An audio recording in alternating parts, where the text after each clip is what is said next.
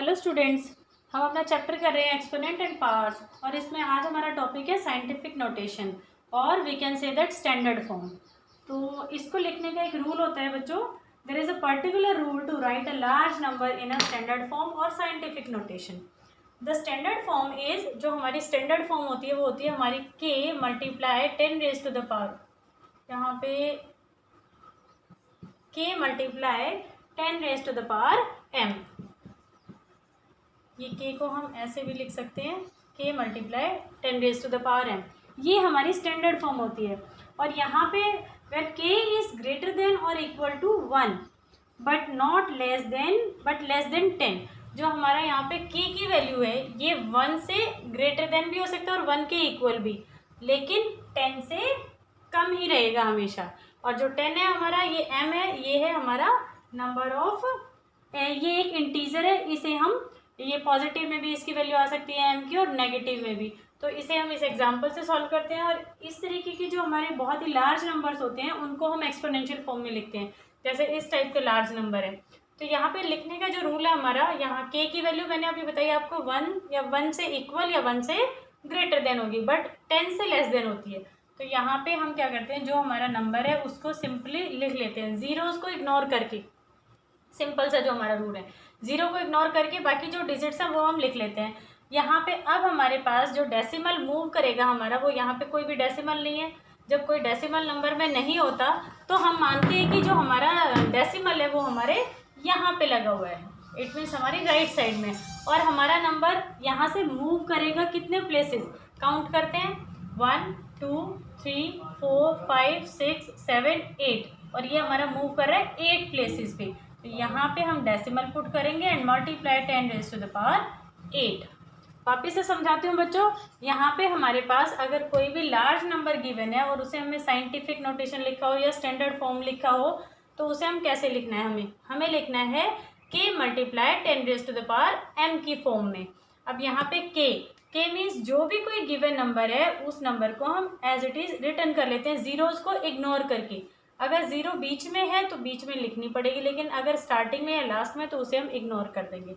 और हमारा डेसिमल, अगर यहाँ पे डेसिमल गिवन ही नहीं है तो हम मान लेते हैं, एज्यूम करते हैं कि हमारा डेसिमल यहाँ पे हमारे राइट साइड में, और यहाँ से हमारा डेसिमल मूव कर रहा है, जितने भी प्लेसेस मूव करेगा उतने प्लेसेस हम लिख देंगे। इसको हम बच्चों 45.62 ये नहीं लिख सकते थे, क्यों? क्योंकि मैंने अभी अभी बताया कि k की वैल्यू 10 से बड़ी नहीं होती है, और यहाँ पे अगर हम देखें तो ये 45 बन जाती है। इसीलिए बस एक ही डिजिट को छोड़ के हमें यहाँ पे डेसिमल प्लेस करना होता है।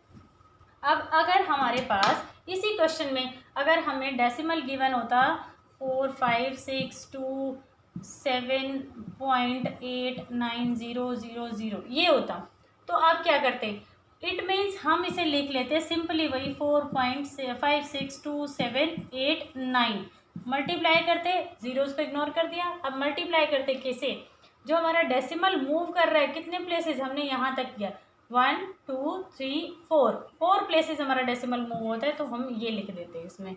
तो ये हमारा मेथड होता है स्टूडेंट्स इसको लिखने का। अब और भी हमारे पास इसके हैं, कई बार हमारी जो m की वैल्यू है वो नेगेटिव इंटीजर में भी हो जाती है।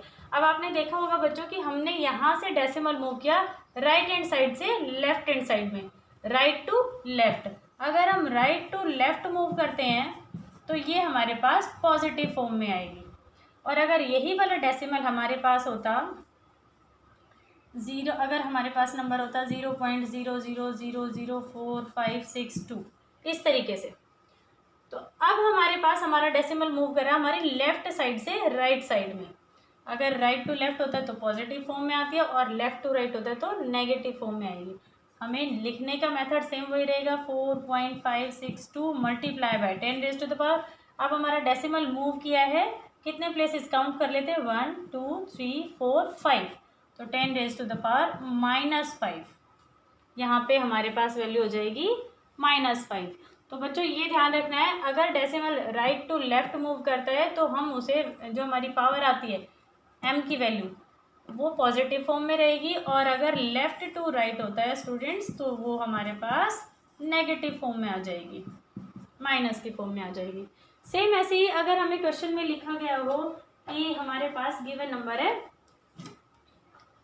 जैसे अगर हमें कोई भी यही वाले नंबर्स को अगर हमें वापस करके लिखना होता है, एक और नंबर ले लेते हैं 3.679 मल्टीप्लाई 10⁻⁵। अगर ये नंबर है, अब इसे वापस से हमें एक्सपेंड करके लिखना है, इट मीन्स इस फॉर्म में लिखना है, तो हमारे पास ये पावर हमारी पॉजिटिव है। इट मीन्स हम नंबर लिख लेते हैं 3679, 10⁻⁵ कितनी है 5। तो अब हमारा डेसिमल कितने प्लेसेस मूव करेगा, to the right side 5 places, क्योंकि पॉजिटिव है तो राइट साइड मूव करेगा, नेगेटिव होगा तो लेफ्ट साइड में। अब यहाँ से देखिए 1 2 3 प्लेसेस ही हुए, लेकिन हमें 5 प्लेसेस कंप्लीट करने, तो 4 और 5। अब ये हमारा एक्सपेंडेड फॉर्म आ जाएगा। अगर इसी में ही हमारे पास क्वेश्चन होगा नेगेटिव फॉर्म में, देखते हैं हमारे पास अगर यही वाला क्वेश्चन लिखा गया हो मल्टीप्लाई 10⁻⁻5, और अब इसे हमें एक्सपेंड करके लिखना है, तब क्या करेंगे बच्चों, इसी नंबर को हम लिख लेते हैं।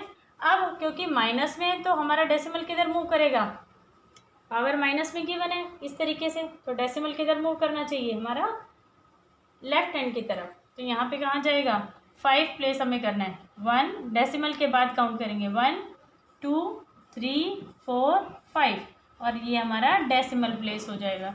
तो ये हमारे मेथड से बच्चों स्टैंडर्ड फॉर्म में लिखने के, या साइंटिफिक नोटेशन कह सकते हैं, या फिर हम कह सकते हैं कि एक्सपेंडेड फॉर्म में लिखने के। तो आप बाकी ट्राई कीजिएगा स्टूडेंट्स इस टाइप के क्वेश्चंस को। आई होप आपको अंडरस्टैंड हो गया होगा बच्चों ये। Thank you, that's all for the day.